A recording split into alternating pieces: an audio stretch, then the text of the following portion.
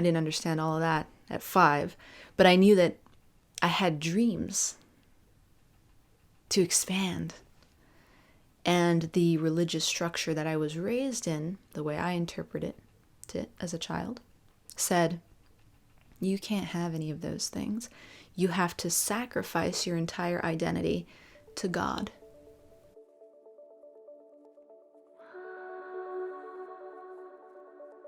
Hello, my sweet friend, and welcome to May You Be Open, your May series, repeatedly asking you questions upon questions.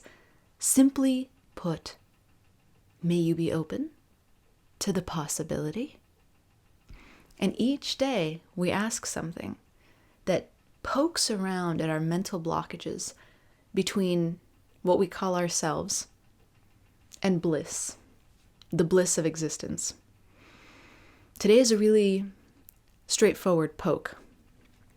We're poking at the question, may you be open to the possibility that enlightenment does not require sacrifice.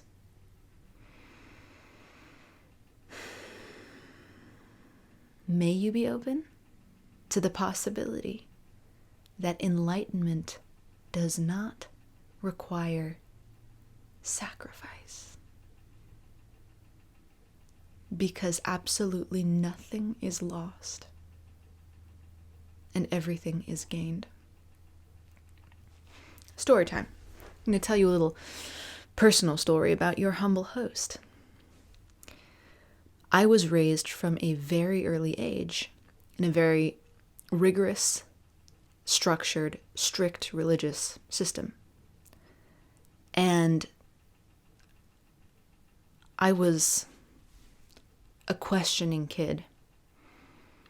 And from a very early understanding intellectually of what was going on, I started to build and harbor resentment around an idea that I understood, which is that I needed to sacrifice my dreams, my wishes, my desires, my aptitudes for theatricality, for communication, for expression, for singing, for movement, for dance, for joy, for partying, for laughter, for people.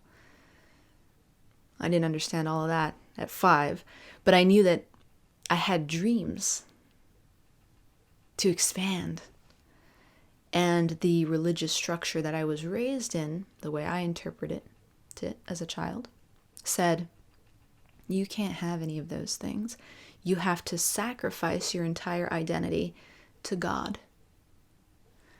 Sacrifice yourself to the divine. Give yourself up for God's higher purpose. And that really struck me with grief, even as a kid. I remember being really besotted. That's not the right word. Really bedazzled isn't the right word either. I wanted to use something with the prefix be, but let's just say befunked, displeased, deflated. And I cried because of it. Even then, I was a crier.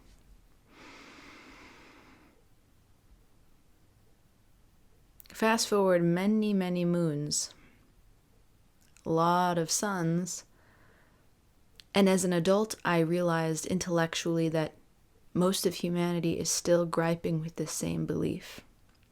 That to access the divine, God, enlightenment, which in the spiritual community means so much. For some it's a state of mind, for others it's a state of being.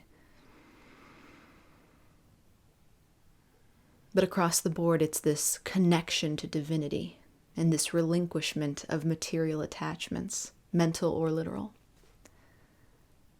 I look around at humanity now and I see that that's still a block, a wall between bliss and joy that comes from being close to the divine and preserving the self without having to annihilate it all, lose it.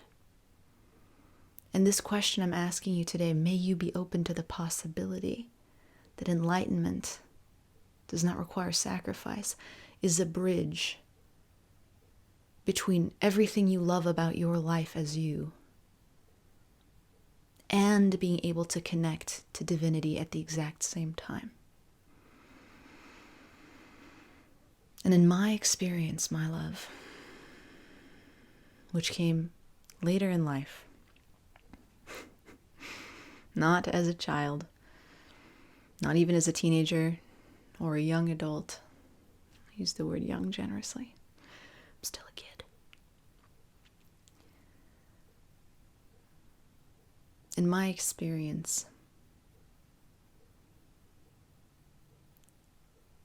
enlightenment is not in conflict with any aspect of reality, ever.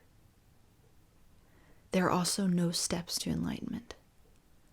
There's no 4-step process, or there isn't even intellectual understanding required. Intellectual understanding can open doors. It can create bridges, but they're not necessary. An open heart that is already drawn toward enlightenment, into proximity, closeness with the divine, is the only needed thing. And you don't have to change anything. You don't have to relinquish anything. You don't have to give anything up. You don't have to stop anything. You don't have to detach from anything. You don't have to amend your routine or your identity to access this enlightenment that is equal to bliss. And when I say bliss, I mean a joy and peace that surpasses understanding. I mean a state that provides such profound wholeness and love that every conflict and every fear melts away.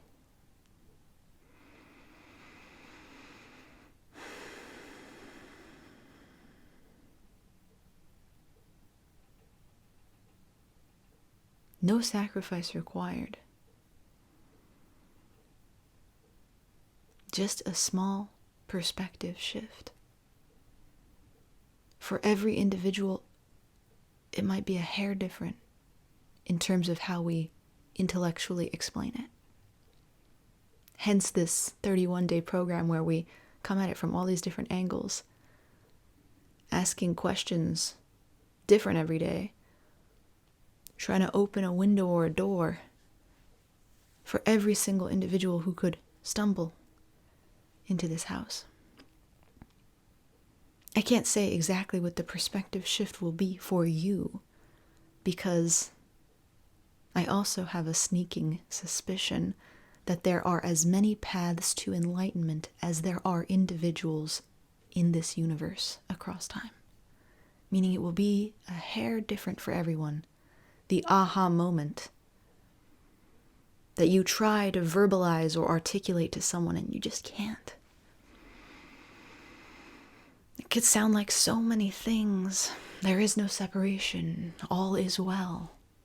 Love is now. A choice between illusion or reality. Love or fear.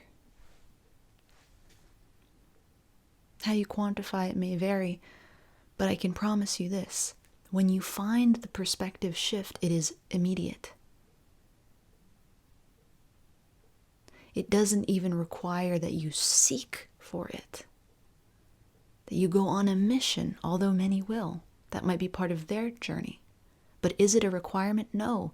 It is just the patterns we keep talking about playing themselves out. And everyone's patterns will play themselves out differently.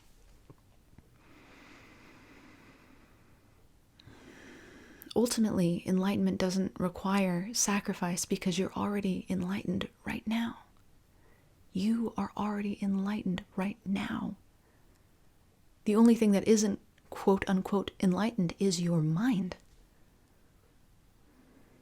So trying to enlighten the mind feels like sacrifice because the mind needs to understand, and it puts things in boxes and it categorizes, it defines. It tries to take back control, which It never had to begin with. So today, I won't tell you how to become enlightened, because you already know, and it's your inevitable destiny. And it would just offer the mind something else to chomp on back here. But I will offer you this question.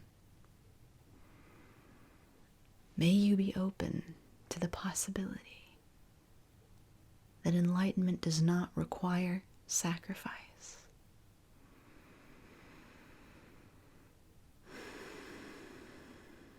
It has no requirements. You were built for it. It is your inevitable destiny. And the ride on the so-called way is part of it. Was never separate from enlightenment itself. Was never separate from the divine itself. May you be open.